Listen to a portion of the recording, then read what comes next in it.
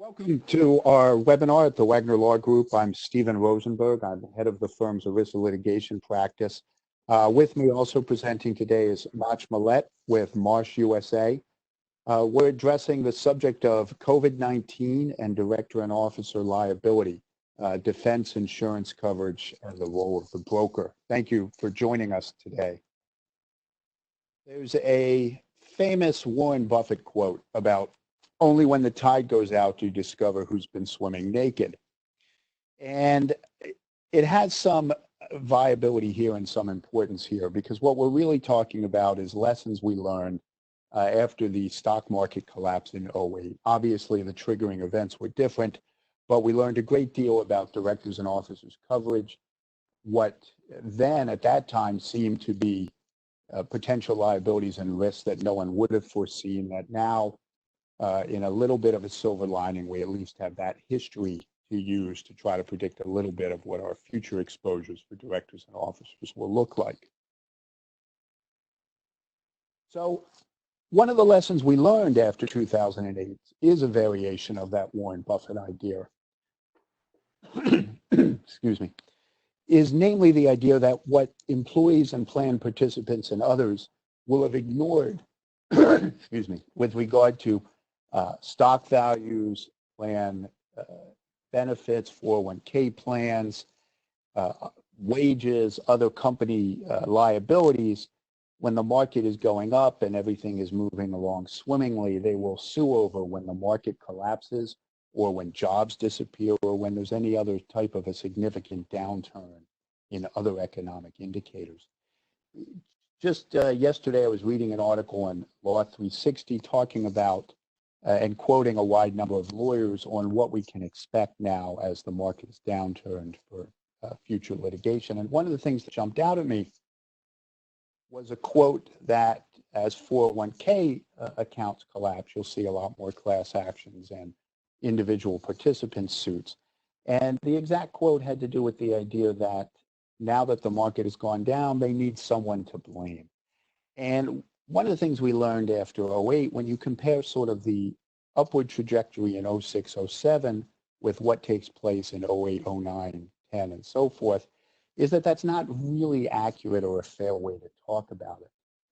There are legitimate issues with companies. There are legitimate issues with benefit plans. There are legitimate issues with 401k plans that exist but get ignored. No one's going to rock the boat. No one's going to sue over things, even if they mean that people are making, say, 8 to 10% on their stock holdings in their 401k plans, their mutual funds, their employer stock grants, their deferred comp benefits, that they ignore, but that becomes significant and they will sue over when the market goes down and suddenly their value of all of those benefits are collapsing.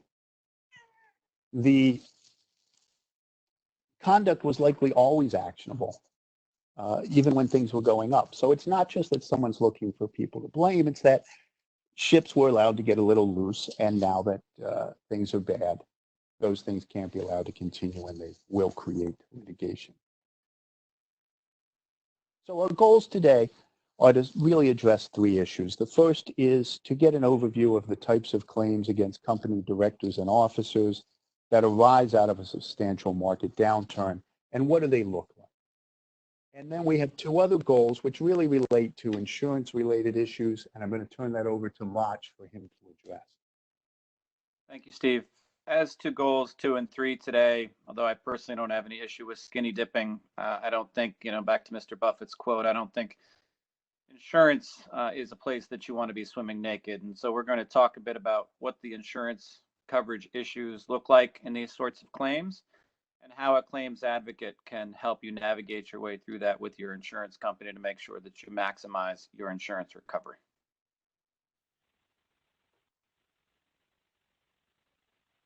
So one of the first things we wanted to talk about is this general concept of this idea of why sue the directors and the officers. After all, companies exist, they're targets and so forth. Well, in my view and my experience, there are a great number of reasons why plaintiffs and their lawyers may choose to sue the directors and the officers, either in lieu of a company or alongside the company. You target the directors and officers. It can trigger insurance coverage for directors and officers.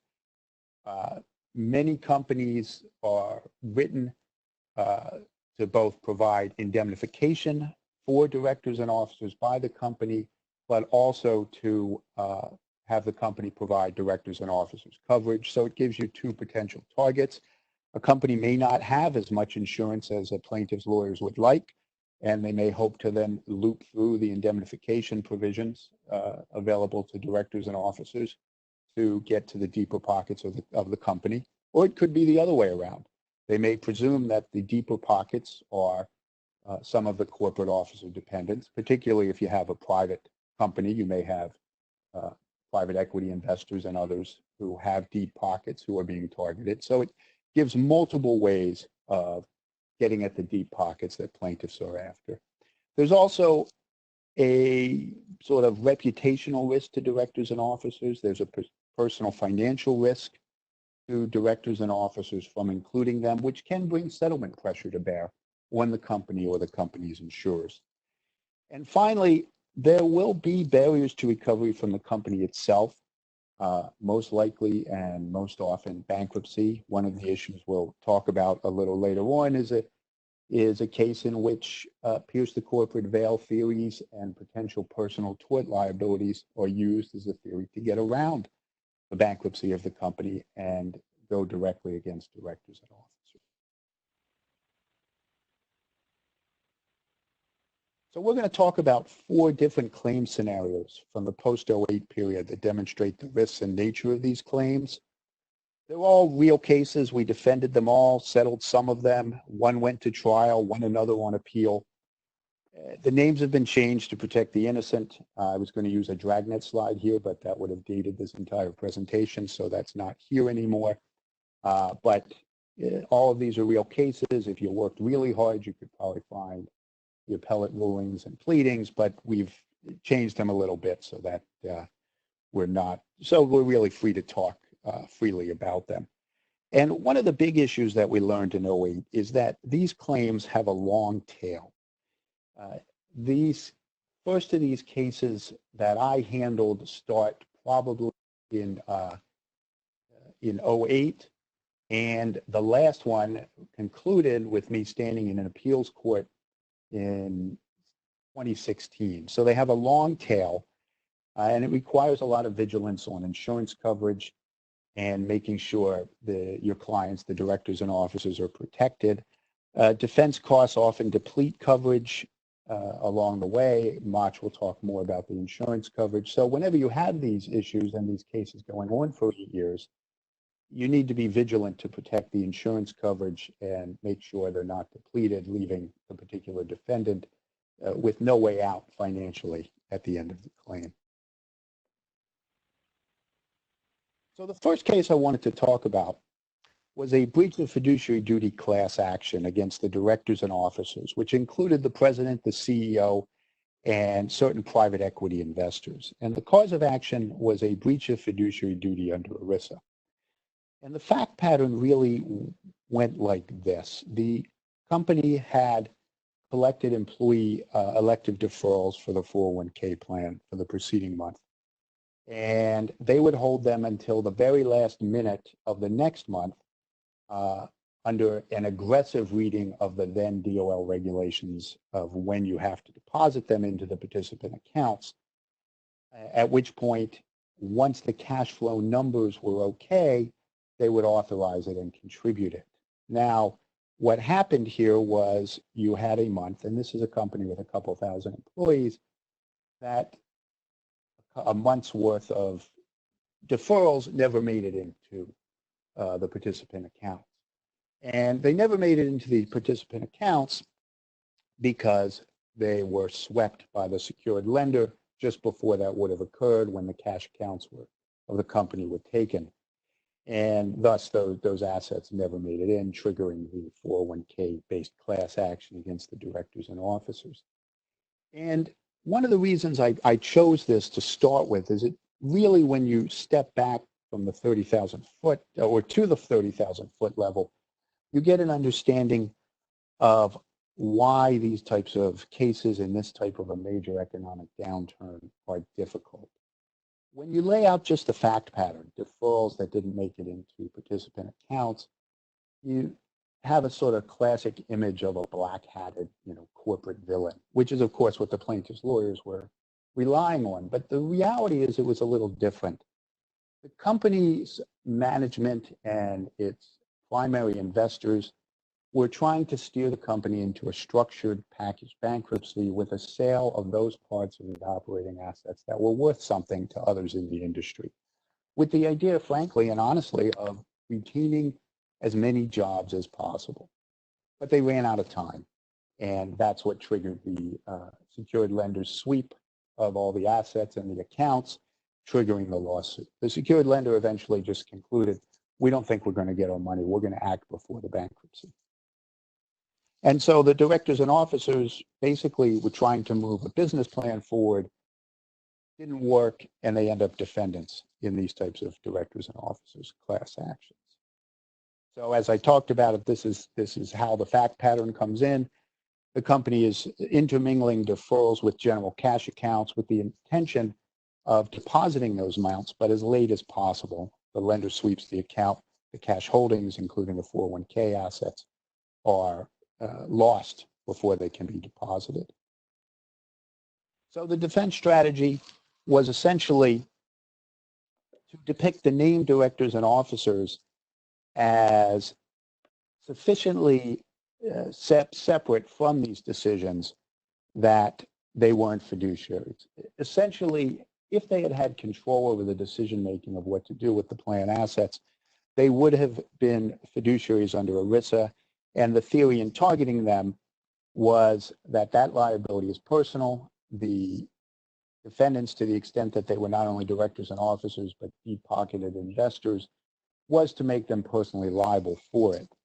But the reality is that the actual decision makers who truly decided the timing of when to make these decisions were the treasurer, the CFO, the people in charge of making sure the books kept the company operating for as long as necessary to sell the operating assets and conclude the bankruptcy process.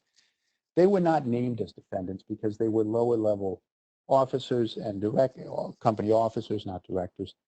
And frankly, the plaintiffs did not consider them to have the pockets necessary to fund it.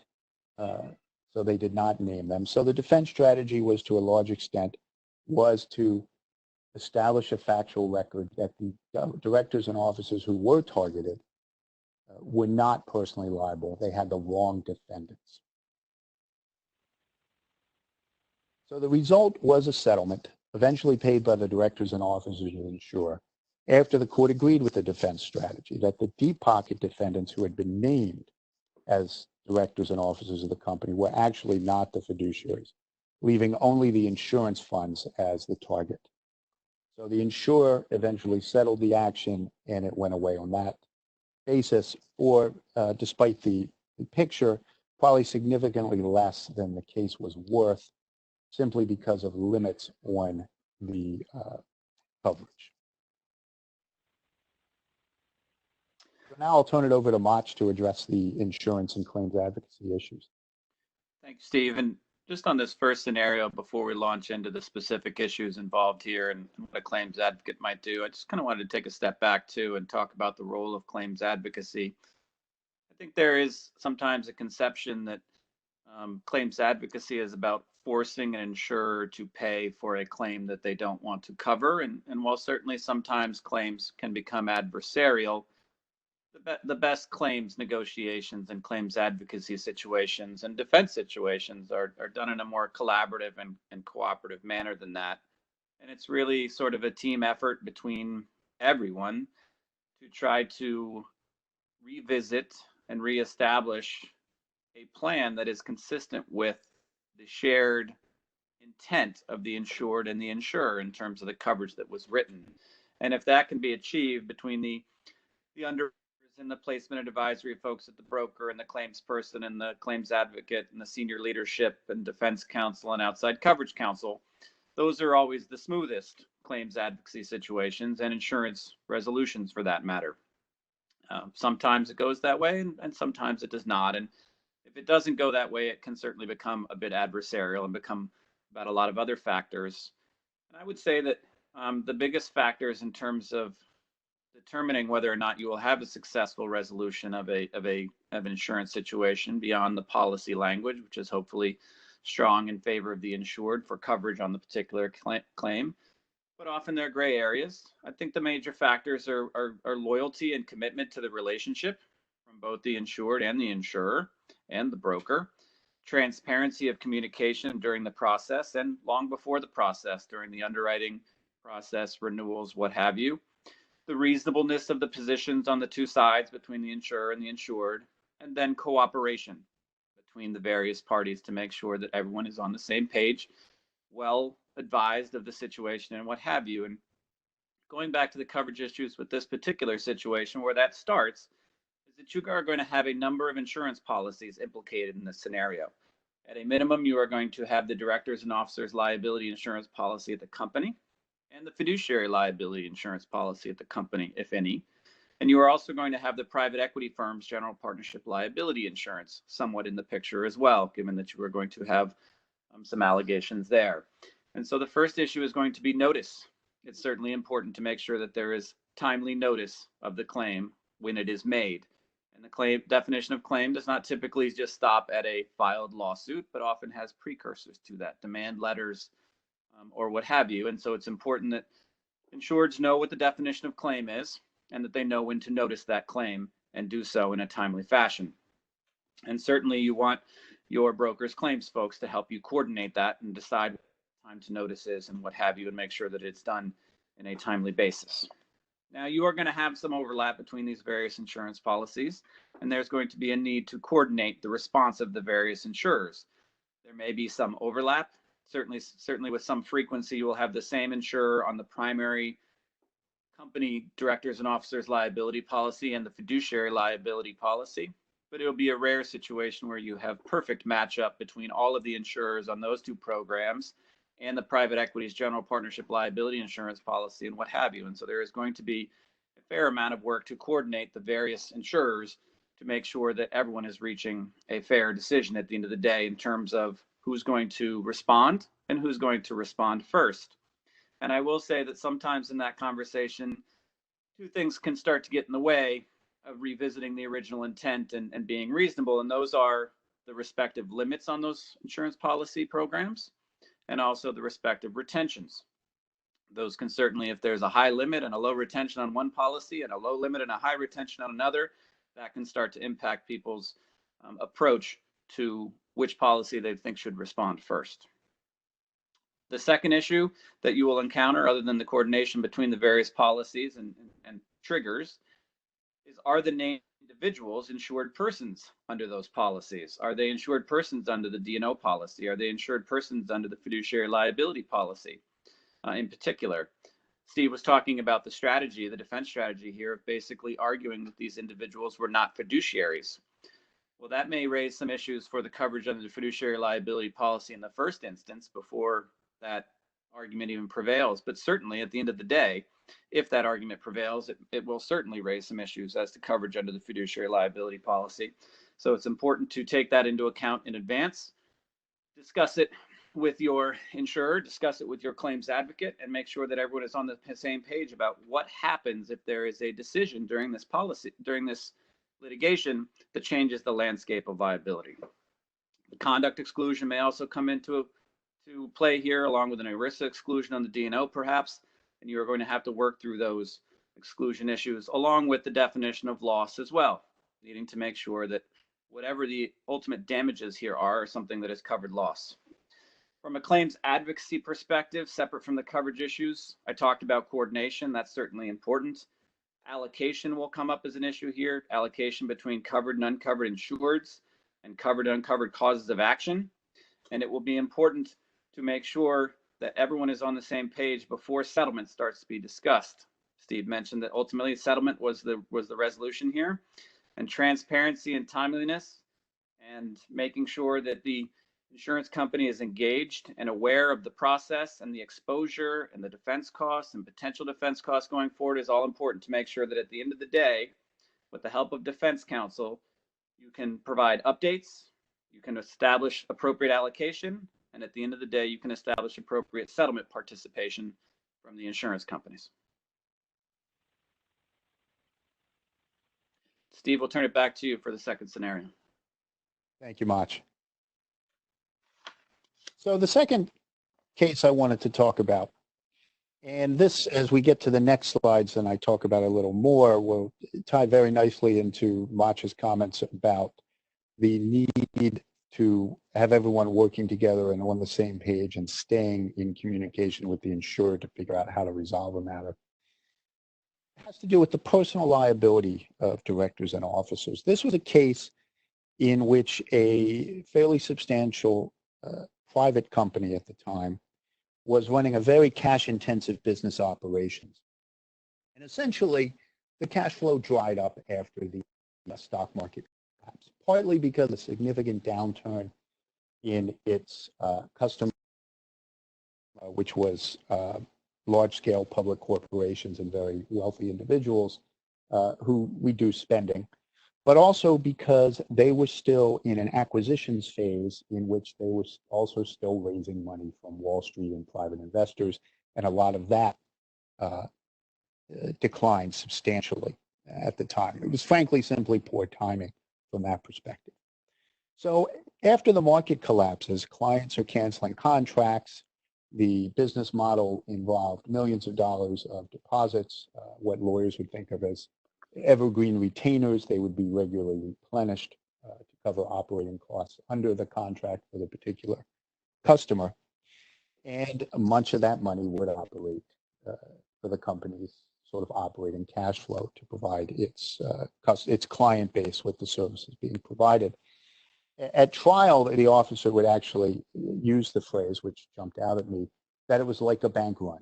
Once the first few clients started asking for returns of their deposits and ceased replenishing their operating accounts, everyone else did as well, and the money dries up.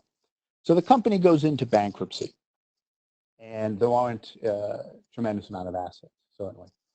One client, I don't know whether it came from the client or from a very shrewd plaintiff's lawyer explaining how they wanted to get around the bankruptcy, tried to avoid having to rely on a bankruptcy claim by suing the private equity lead investor who had stepped in, chairman and CEO, late in the game, primarily to, even prior to the downturn, to take the lead role in raising additional funds and be a little more visible. So the theory was that the executive had committed the tort of conversion when he used available funds for other operating purposes, all of which were legitimate. They weren't to pay the equity investors back or anything of that nature. They were frankly being spent on wages and operating costs, rather than refund $2 million owed to that particular client under the contract with that customer. It was a long-tail case. It had 6 years of discovery and motion practice and substantial defense costs. It actually went through 2 different plaintiffs' firms, primarily because of a change in the executive in the general counsel's office at the client. That slowed it down a little bit. Tremendous motion practice. But as many of you know, some cases just take a long time to progress through systems. At some point late in the day, evidence comes into the record that provokes a reservation of rights not to indemnify and to only continue to pay defense costs. The insurer also reserves the right to recoup defense costs. Now, given that at this point, this is a personal liability claim against the insured officer, that's a very bad turn, because now you don't have the company and indemnification from the company as a pocket. You only have either the pocket of the officer or the insurer, and the insurer now is taking the position that they may not indemnify. So what happens? Well, the insurer, in light of the reservation of rights, and to be fair to the insurer, given an extremely high demand, was unwilling to fund a settlement. It was tried to a jury about a week and a half. The plaintiff's counsel, and this was part of the reason why the demand was so high, made no bones about it in private conversations that in the downturn, and as a result of the downturn, the jury just simply was not going to like the defendant. I don't think that's why it came out the way it did. The judge, because it was a novel area of law in that state, and the theory of using conversion, which is the idea that you have taken someone else's possession and converted it for your own use, was not well developed in the case law. The judge refused to instruct on the defense theory borrowed from other states which have law on the issue. And that's really the reason I think the jury went against him. But the plaintiff's theory was he won't be liked by the jury. You're not going to get any benefit on the margin. And that certainly was true. So the company officer loses. The insurer is not prepared to cover a settlement, but is still covering defense costs. And happily for all concerned, on our side, on appeal, with the insurer still paying for the cost of the appeal, it's overturned by an appeals court, which essentially agrees that the defense arguments, which were borrowed from other states' law on the issue, should have been applied in that state and by that trial judge as well. And the underlying subtext, quite frankly, you could tell from the questions from the panel, was that they understood this was a company in bankruptcy and this was an end run around the bankruptcy bar. And so they established a new rule of law, and the officer finally prevails. And with that, I'd like to turn it over to Mach to talk about the insurance and claims advocacy issues. Sure. So again, here you're dealing with a couple different insurance policies. Again, you might be dealing with the D&O insurance. You might be dealing with the GPL insurance of the private equity firm. And this is not an unusual scenario these days to see if you have a company go bankrupt that has a private equity sponsor or VC sponsor or more than one, that there will be claims not only against the officers and directors of the company, but also in their individual capacities, but also against those sponsor firms directly, perhaps, and against those individuals, at least according to some insurers, in their status and capacity as employees of those private equity firms. Though when you have a breach of fiduciary duty claim, in my mind, the only fiduciary duty that's owed is in the personal capacity as an officer or director of the company. But that's a conversation perhaps for a later date. Here, I think two things that Steve said jumped out at me before we dive into the specific issues. One was that there was a late in the day position from the insurer. And that is not a very helpful situation. If it's really, you've gone through a significant amount of litigation already and incurred a lot of defense costs and do not yet know for sure where your insurance company stands, that is a very uncomfortable position for an insured, particularly an individual insured. But I don't mean to say that in a way that it's always the insurance company's fault either. There's sort of two ways that happens. One is certainly it could be delay on the part of the insurer. And you see that sometimes, that there's kind of a wait and see attitude. Let's see how the case goes. Let's see what it turns into. And then we'll let you know if you're covered or not. That's not helpful. But sometimes it's simply because there hasn't been enough information or transparency provided to the insurer in terms of the information that they need to render a meaningful coverage decision. So instead you have sort of a bland reservation of rights letter hanging out there from the beginning of the case without any specificity or shared understanding of what's actually going to happen if there is an opportunity for settlement. And so that's not a very productive situation. I will say that, if there's two things in an insurance sort of negotiation capacity, that if you have them in combination, delay and surprise would be those two factors. I think if you get those two factors, those often make the discussion transition from that sort of cooperative, collaborative conversation to the adversarial conversation. Nobody appreciates delay. Nobody appreciates surprise.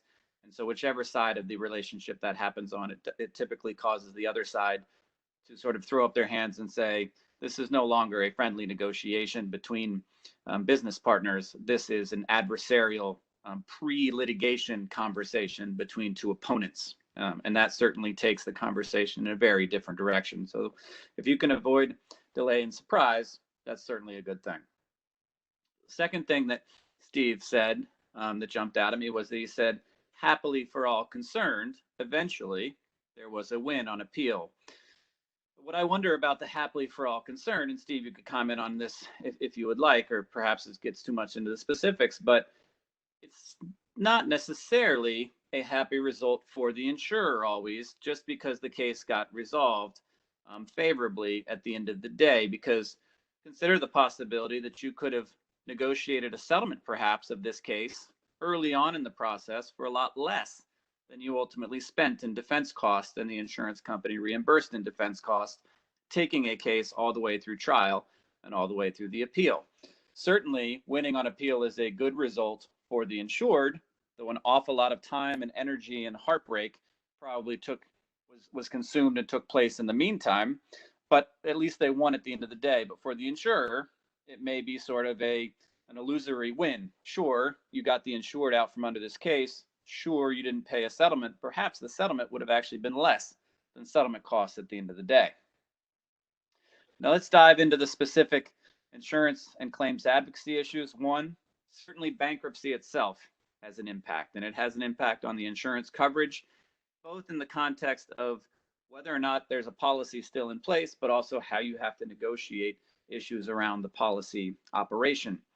So a bankruptcy or a subsequent ruling in a bankruptcy procedure can constitute a change in control under the insurance policy, under the D&O insurance policy in particular. So if there is a change in control, basically the insurance policy coverage ends and goes into runoff. And unless you place a new go-forward policy, there may not be coverage for any decisions that are made by the board and the officers after that runoff date. So it's important to understand what impact bankruptcy will have upon the policy's coverage. A runoff policy and a runoff period, you can notice a claim and it will cover things, wrongful acts that happened prior to the runoff date, but not afterwards. And so you need to make sure that if there is a need to place a go-forward policy or anything along those lines, that's taken into account. Bankruptcy also triggers frequently a priority of payments provision in insurance policies like D&O insurance, and you have to understand how that priority of payment works. When you are in one of these bankruptcy situations and negotiating coverage, typically the insurers will request some sort of comfort order from the bankruptcy court to tell them that they can start making payments to individual insureds, because they do not want to be stuck in a situation where they pay to individual insureds, but then later a bankruptcy trustee or someone else comes back and says that they should have held on to that money because it was an asset of the estate. So it's important to make sure that everyone's on the same page in terms of whether or not a comfort order is necessary and getting that approved fairly early on in the case. It's not a hard thing to accomplish because everyone pretty much wants that in place so that the case can be defended, but it needs to be done. Conduct exclusion will likely come up here.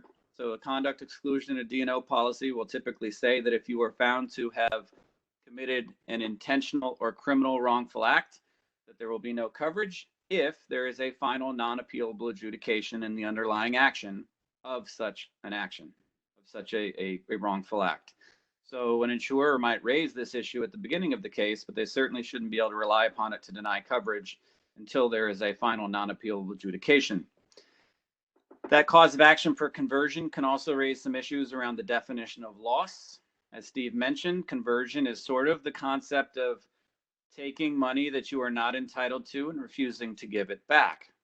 That certainly can smack of a return of ill-gotten gains sort of theory, and so conversion can trigger a conversation around whether or not there is actually insurable loss under the policy too. Now, at the end of the day, what you want to be able to establish here, though, is a right for the insured.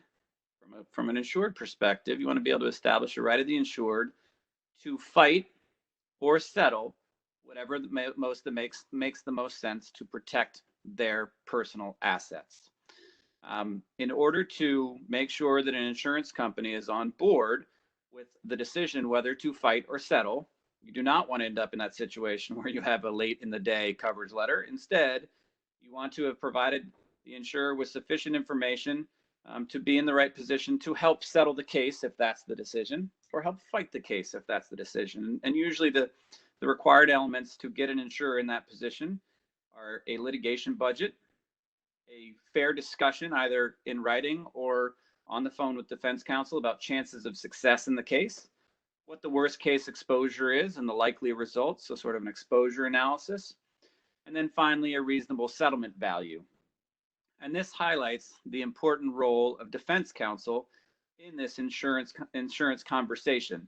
Not that they are to be an advocate for or against insurance coverage, but instead, to me, they are the best source of information that is necessary to discuss what's appropriate from an insurance resolution perspective. They are the ones who are closest to the case in terms of being able to provide all this information that then the insurance folks can have a conversation around. Does it make sense to try to settle? Could we get something from the plaintiff within this reasonable settlement value? Or is this a situation where we need to fight forward? Now, one issue that can come up sometimes in certain policies is a hammer clause, which sort of ties into the consent to settle requirement.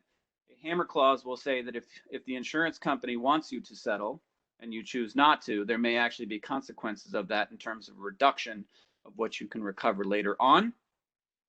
Those have largely been ironed out of most D&O insurance policies these days, but sometimes you see them and you need to deal with those as well.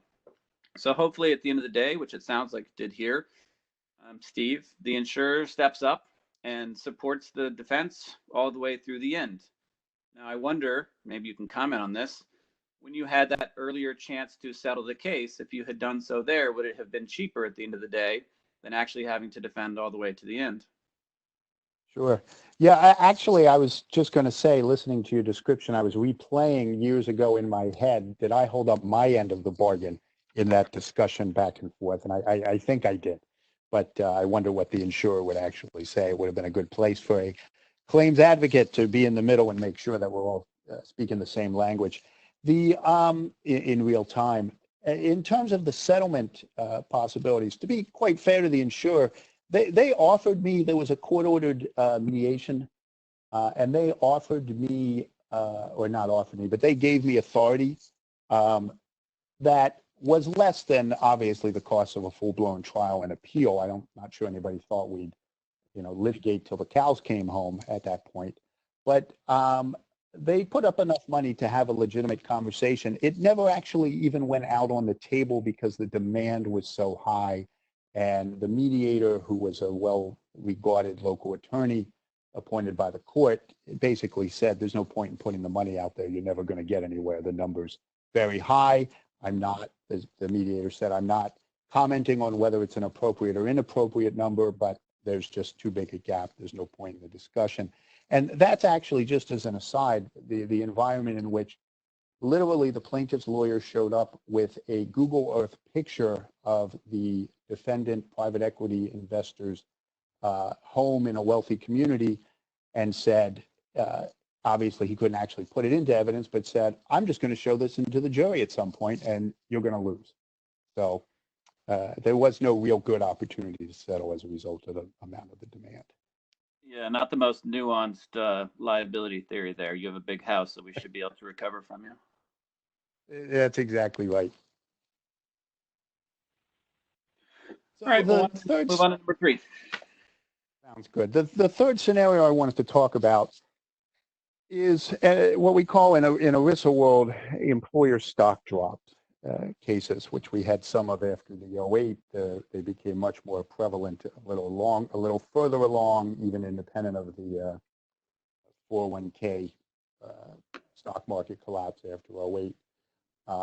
But at the time they were going on, they were essentially class actions against the company officers, and they effectively serve as a stand-in for a securities claim under the securities laws. The nature of the claim was that the public company included its own stock as an investment option in a 401k or other employee benefit defined contribution plan, and either should never have done it or should have discontinued doing so because the company should have foreseen risk to their stocks or were aware internally of risk to their stock valuation, but they let the employees continue to purchase it. The Theory, as we see on this slide, is essentially, as I just described, the officers should have known or actually knew of risks of their stock price. One of the, fact problems you can run into in those types of cases is, were company officers selling stock while employees were still being encouraged to purchase them or allowed to. So they work well. It sounds like a typical securities law claim in that the stock has collapsed, the value is down, the stockholders have lost value. In this case, they're employee participants in employee benefit plans of the company. The development of the theory was better, I think, in many class action lawyers' views than pursuing with securities claims because of the many years of jurisprudence that seemed to be developing bars to bringing such actions, making it more difficult. There were also aspects of ERISA litigation against officers that make it, at one time, a pretty clean route, which is really that the officers, you can often find enough fact pattern to tie them in as planned fiduciaries, even if they weren't directly in charge. It may be that they're the CFO and they had oversight responsibility for underlings who are making these decisions. All that was necessary, though, was to really be able to establish a factual linkage between the company officers and the decisions to allow the employees to continue to purchase employer stock. And it avoided a lot of the jurisprudence that would have limited security actions. By 2014, the Supreme Court has stepped in. They've addressed the issue. They've made some changes. It was an interesting decision. It raises what I always think of as a Pandora's box, or be careful what you wish for. The defense bar often wants the Supreme Court to weigh in on ERISA cases. My experience is they talk about one issue, they open up a Pandora's box of other issues.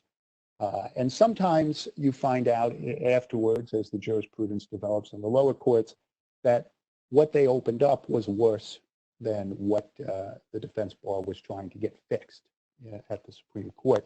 In this particular case, the case which was Dudenhofer, originally looked like it might be beneficial to the plaintiff's bar, but lower court decisions quickly made clear that it wasn't. There really had to be pled and proven a real serious threat to almost to the insolvency of the company. There were real bars being used through this to put in the way of this theory of liability. So, as we said, if the officer was actively involved in the selection and the continued provision of employer stock as an investment option, he's arguably acting as a fiduciary and could be liable for the losses from the stock purchases if it was a fiduciary breach to allow it to continue. Just to put this in context, I had an officer once in one of these cases who was originally been the chief human resources officer, or whatever was the appropriate title. I forget at this point. His entire involvement was he was the person in charge of the overall design of the plan as a whole, which included employer stock.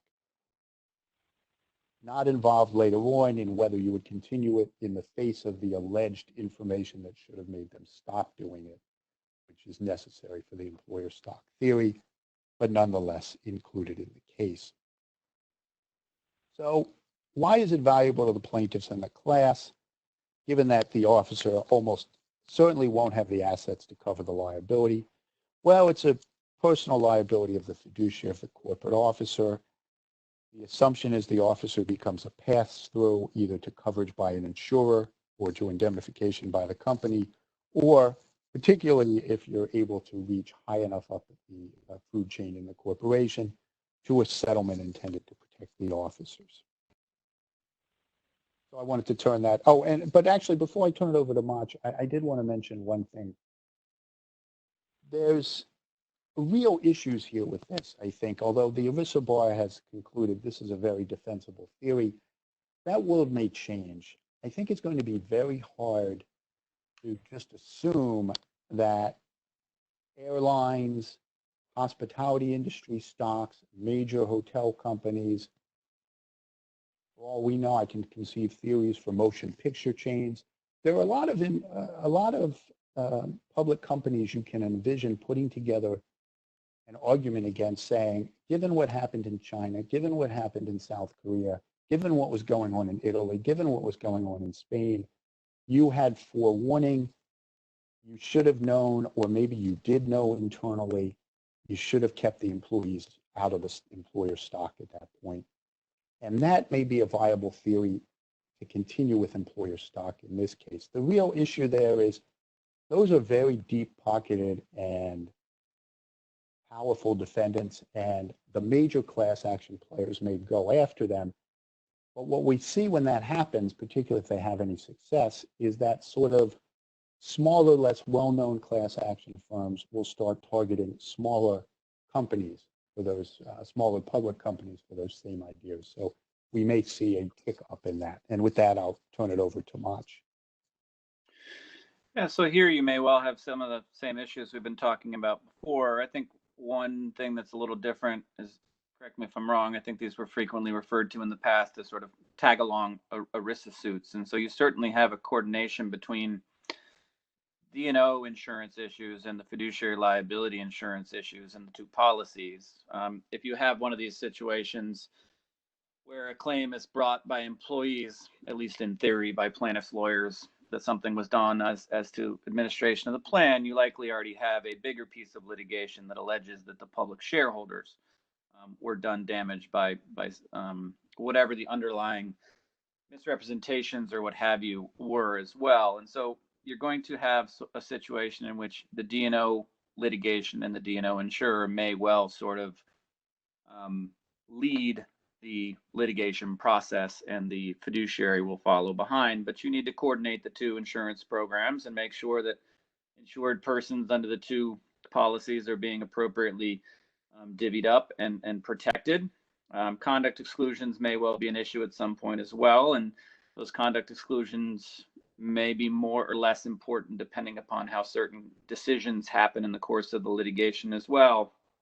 From a claims advocacy perspective, again, I think the most important point is coordination between those insurers and sharing of information. But something that struck me about this situation too is that you might also well have a problem here in terms of a limited amount of resources from an insurance perspective, and ensuring that there's personal asset protection first and foremost for the individuals who are named, to make sure that there's enough money left in the insurance, indemnification, what have you, to protect those individuals. And it's a reasonable place to have a conversation as well about, well, we've sort of been talking about collaborative, cooperative claims advocacy situations mostly thus far. What happens when that breaks down and there simply is a principled, well, I'll say principled, others would allege a lack of principle on one side or the other, but principled difference of opinion between the insurer and the insured as to how a situation should be handled and resolved.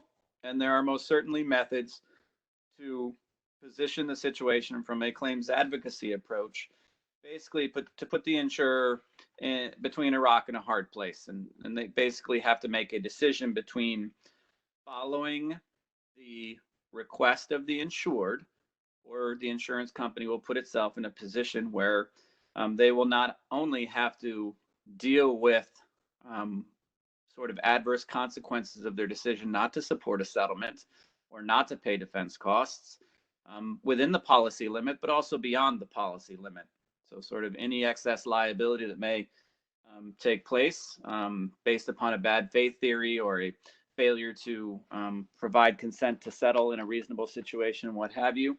There are certainly means when you find yourself in that adversarial claim situation to put the insurance company in a difficult position of having to make a decision between perhaps making a payment that is larger than they wish to, but within the policy limits, or taking on the risk of having liability that goes well beyond the policy limits.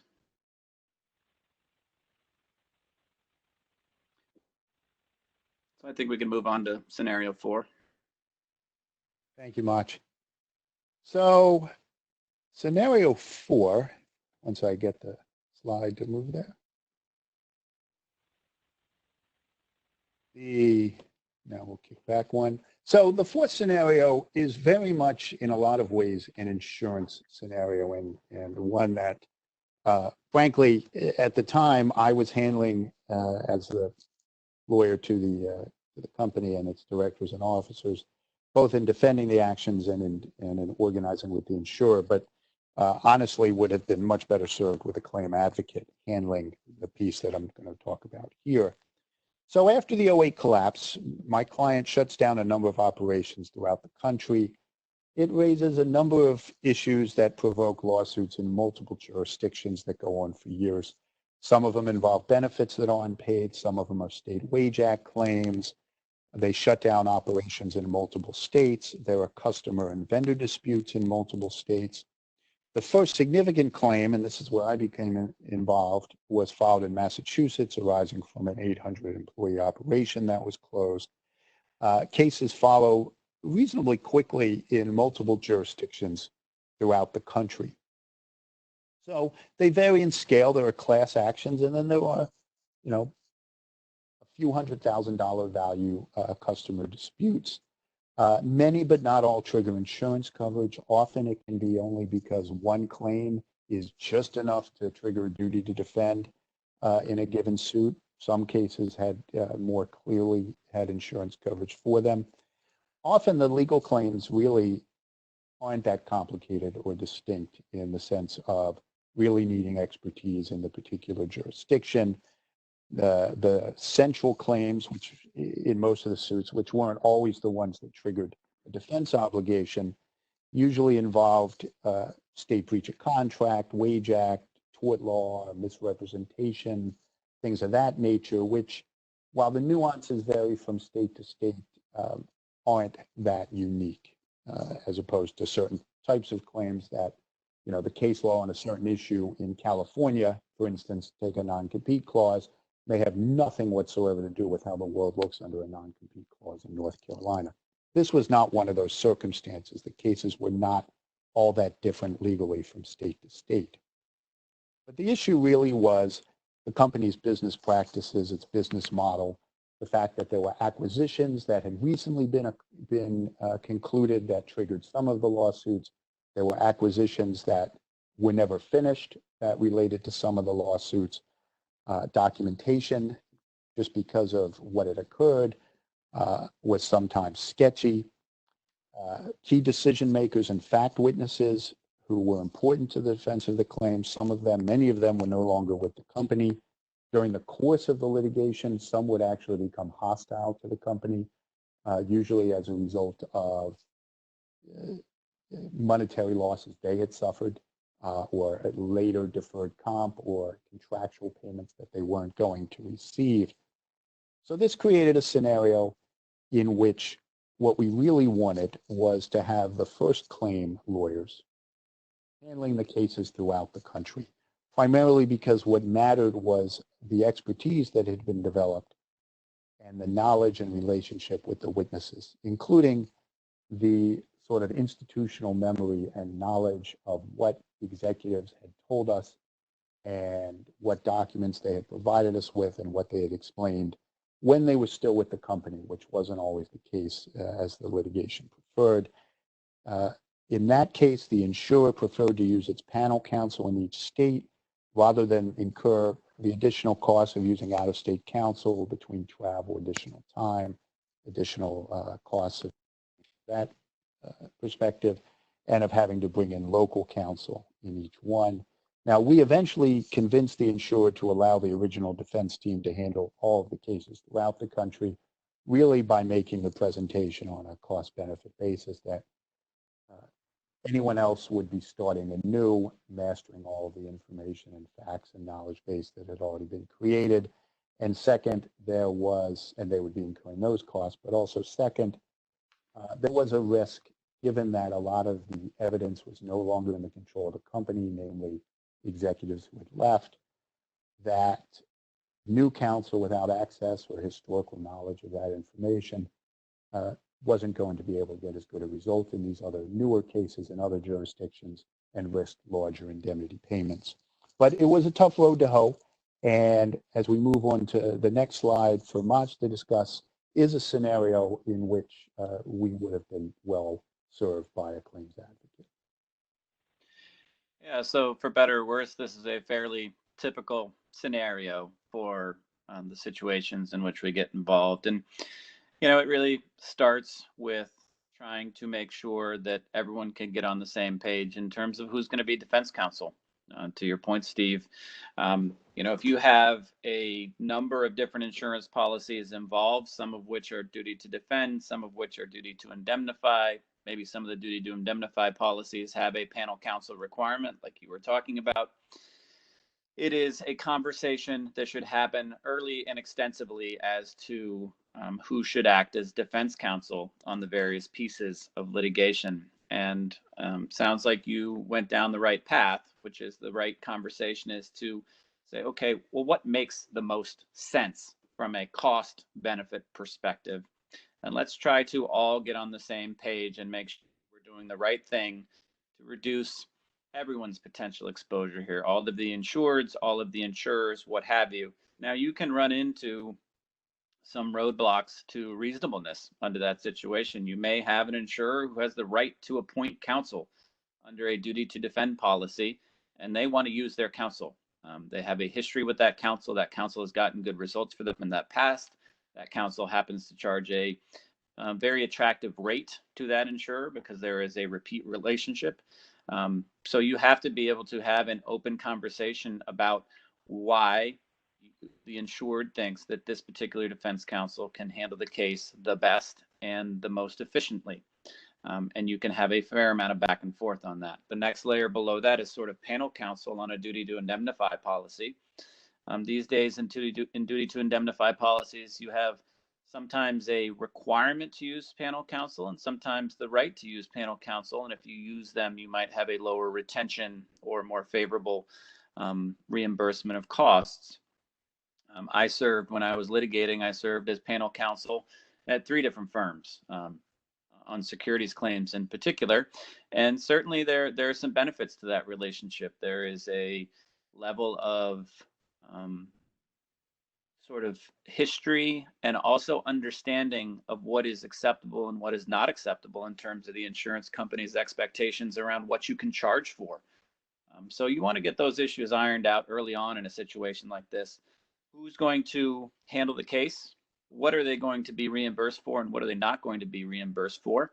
And how much are they going to charge? What's going to be considered reasonable by all involved? And make sure that there's no misunderstanding between the insured's defense counsel and the insurers as to what that plan is. Second issue that I expect will definitely come up will be a question of allocation.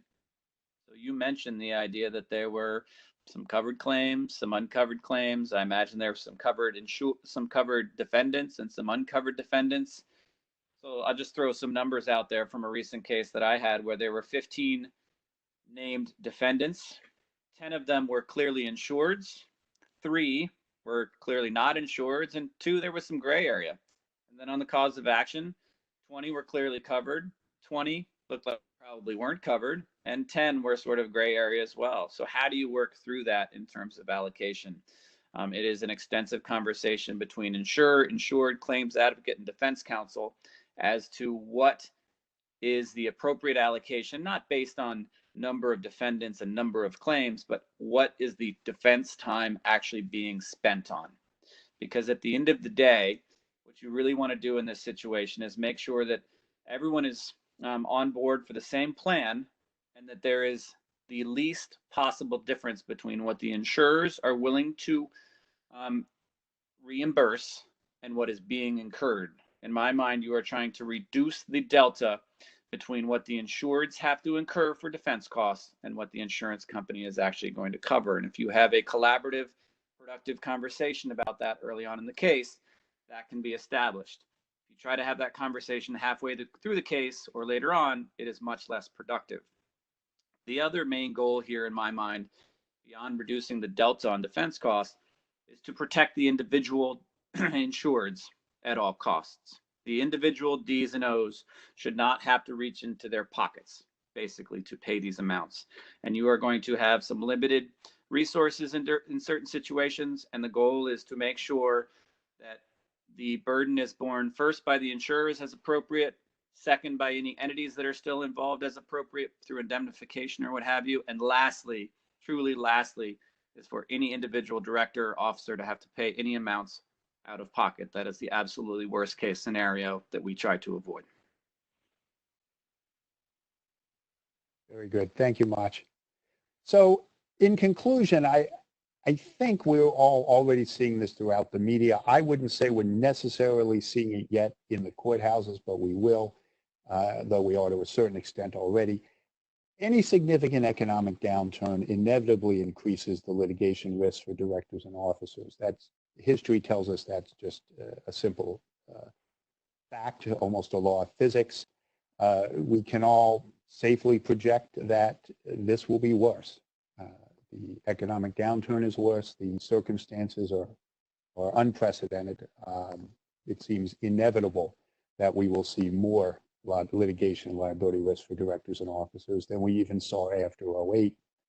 And I think the second big point that Mach really drove home is that the key to handling this is intelligent defense strategy and maximization of insurance benefits to protect the directors and officers. And I think in particular, as Mach made clear and discussed a fair amount, getting everybody on the same page, the different insurers, the defense counsel, the insured, get everyone on the same page early on and throughout the life is the best way to minimize personal exposure for the directors and officers. Mach, did you have any final thoughts you wanted to provide? Sure. I think what gets a lot of the publicity these days are the public company securities suits. And there's about a half a dozen so far, I would say, related in one way or another to COVID. But you're going to see an awful lot of other kinds of litigation where directors and officers will be named individually. Private company, bankruptcy litigation, certainly, all sorts of different permutations here, perhaps breach of contract litigation when decisions are made to terminate contracts based on force majeure and the like. It's awfully popular to name a couple individuals who are involved in that decision making just to sort of ramp up the pressure on the defendants, what have you. So I do think I agree with you that we are going to see most likely an uptick in that sort of litigation. I don't think that the current circumstances actually make that litigation more viable or more reasonable. If anything, it might go in the opposite direction. So while you might see more of that litigation, you might have better defenses, and you might well have a situation where courts are more amenable both to those defenses and more respectful of the role that insurance can play in resolving those situations. So hopefully, although we might see an uptick, we might also see sort of a change in attitude in the courts, because we're not going to see a change in attitude from the plaintiff's counsel, I don't think. So hopefully we will see it from the courts, and some things may change. It will be interesting to see. Thank you, Mach. Thank you, and Steve. With that, you're welcome. With that, we'll conclude our webinar. Thank you all for attending. I hope it was useful and informative.